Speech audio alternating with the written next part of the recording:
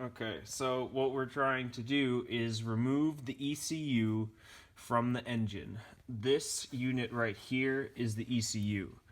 There's a slight difference in the covers and the way the top of the engine looks between the S and the SL, but they're very, very similar. So what you need to do first is just pop off this center thing. There's a little handle, lift off there, and then it's also held on with little clips back there.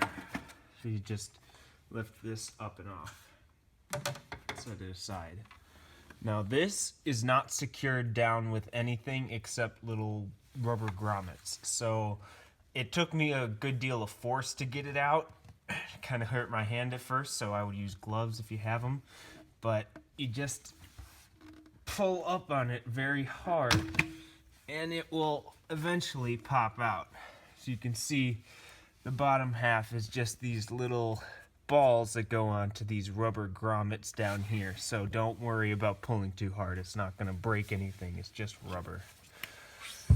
The next step is to unclip these harnesses, and I'll get that in the next video. Alright, so to undo this big clip here, you're going to grab this little tab thing and pull it towards the front of the car. As you do, it'll kind of eject this big plug off of the ECU. So now one is off. This one, what you're gonna do is take this big cam bar lock and pull it all the way back, and you'll see it eject back a little. And then you're gonna grab with this ejected out the side. There's a little bar here, so you want to get your thumb under it and pull it, and that should loosen the connection enough so that you can just pull it out. And then this is what you got. You put this in the static bag and you bring it home in your checked luggage.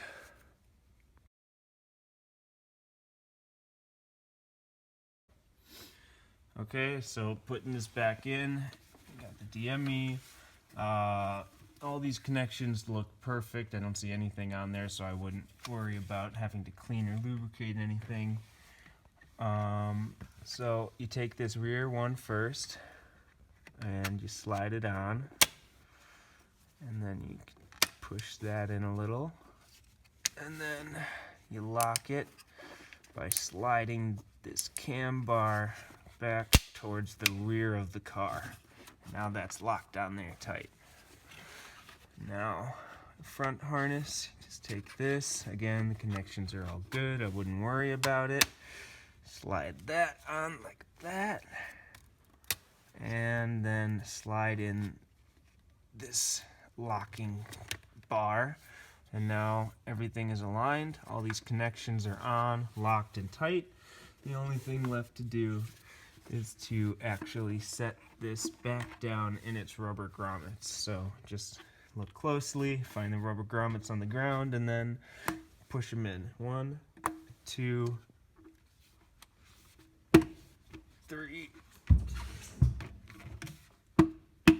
and 4. All tight, all down.